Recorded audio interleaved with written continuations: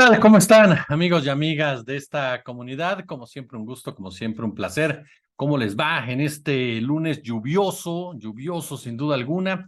Vamos a platicar, por supuesto, de Santiago Krill Miranda, quien finalmente declinó a favor de Xóchitl Gálvez en la contienda interna por la candidatura presidencial del Frente Amplio por México. Y son varias aristas, por supuesto, las que vale la pena mencionar, discutir, plasmar, plantear sobre la mesa.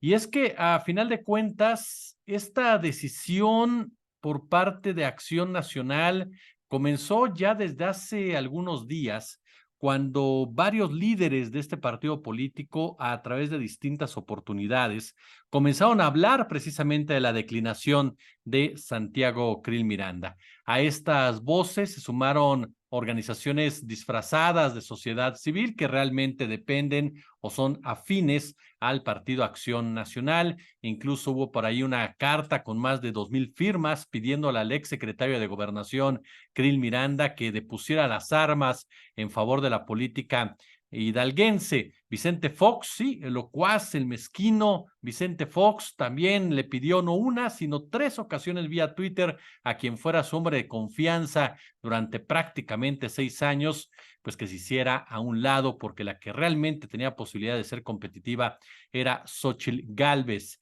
Palabras que me hicieron recordar a lo que le dijo de frente, así de frente Lili Téllez a Santiago Krill en una entrevista que tuvieron con Broso, Víctor Trujillo, en Latinos, y en donde abiertamente Lili Téllez le dijo: tú y yo podemos hacer equipo, pero seamos honestos, es momento de que te retires porque pues tú nunca has ganado nada, esa es la realidad de las cosas, y para enfrentar a Morena, pues necesitamos al perfil más fuerte, al perfil mejor adecuado, al perfil que pueda realmente competir. Pero esta postura del PAN no se da tanto por los números relacionados a Morena.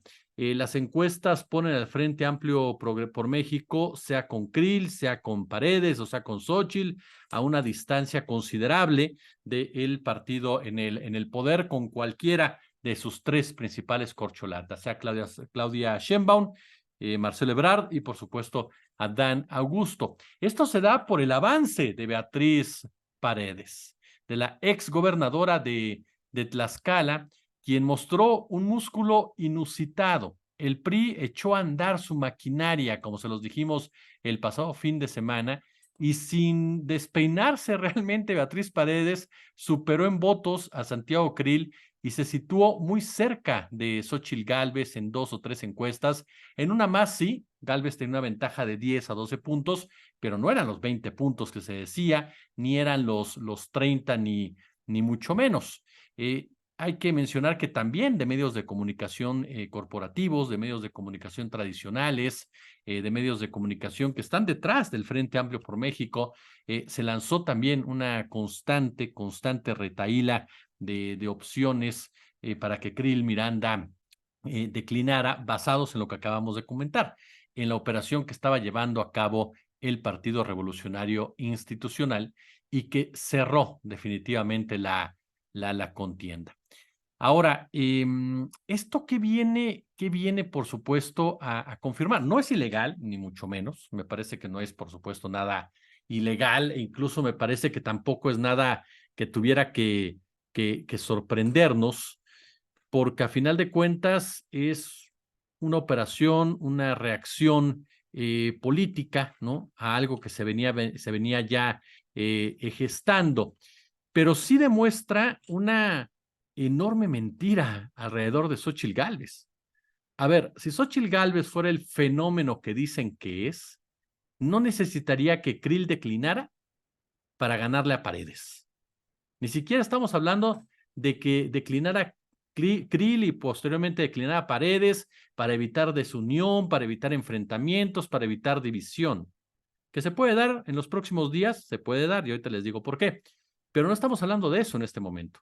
Estamos hablando de que tuvo que declinar el panista que representaba los intereses más conservadores de Acción Nacional, más empresariales de Acción Nacional en esta contienda. Y lo tuvo que hacer para que el PRI, para que su aliado el PRI no les quite la silla, no les quite la candidatura, para que el huipil de Paredes no brille más que el de Xóchitl Gálvez. Es decir, no pudo Xóchitl Gálvez por sí sola, con Beatriz Paredes. Entonces, ¿en dónde está el fenómeno Xóchitl Gálvez? ¿En dónde está el fenómeno que arrasa con Claudia Sheinbaum, que arrasa con Marcelo Ebrard Casaubon, que el presidente está muerto de miedo y es la única que le preocupa, como dicen algunos de los corifeos en sus columnas y en sus intervenciones en televisión y en radio, que el presidente está muy preocupado por Xóchitl, no por Paredes, no por Krill, no por Ebrard, sino por Xóchitl, porque es la única, dicen, que se escapa de las corruptelas, de la formación panista-priista de los últimos años. ¿Dónde está ese fenómeno? Lo cierto es que demuestra debilidad de Xóchitl Gálvez, demuestra también, por supuesto, un punto que no podemos dejar de lado, y es que el PRI sabe jalar perfectamente la cuerda. Y a eso me refiero. A ver, el PRI, ¿qué está buscando con esta andanada a favor de Beatriz Paredes? ¿La presidencia de la República? No, por supuesto que no. El PRI tiene un colmillo demasiado largo, tal vez un poco ya chimuelo, cacarizo si quiere usted, pero bastante largo.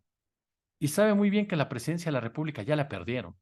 Lo sabe perfectamente el PRI, lo sabe Moreira, lo sabe Alito Moreno, lo saben los padrinos del tricolor. Lo saben perfectamente. Lo que quieren son senadurías. Lo que quieren son diputaciones. Eso es lo que quieren los priistas, incluyendo a Alito, a Moreira, a Paredes y a cuanto más priista aparezca en la escena. Entonces el PRI es muy sencillo. Dame tanto y yo me inclino. Dame tanto y yo me hago a un lado. Entonces ahí se puede dar, ojo con esto, una declinación en los próximos días de la propia Beatriz Paredes. Si no públicamente, porque van a tratar de llevar este cuento de la disputa por la candidatura y la competencia, y no quieren darle la razón a López Obrador, que desde el principio se sabía que era Xóchitl, pero sí, ya en el terreno. En cuanto el PAN y Claudio X González cedan un número determinado que le convenga al PRI de senadurías o diputaciones, en ese momento Beatriz Paredes va a dejar de ser un peligro para Xóchitl Gálvez. Y Santiago Krill también lo van a colocar ahí, en algún puesto. Seguirá siendo legislador. Ahora, Santiago Krill nació para perder. Yo sigo de verdad, hasta cierto punto, ya no sé cómo definirlo, fíjense. Ya no sé cómo definirlo. Este hombre ha vivido años de la política, junto con otros, por supuesto. Es el ejemplo perfecto de un vividor de la política, un hombre que utiliza sus diferentes puestos para enriquecerse a costa de los y las mexicanas, que saca contratos, demandas, relaciones desde el Senado, desde la Cámara de Diputados, desde el gabinete, pero no aporta absolutamente nada.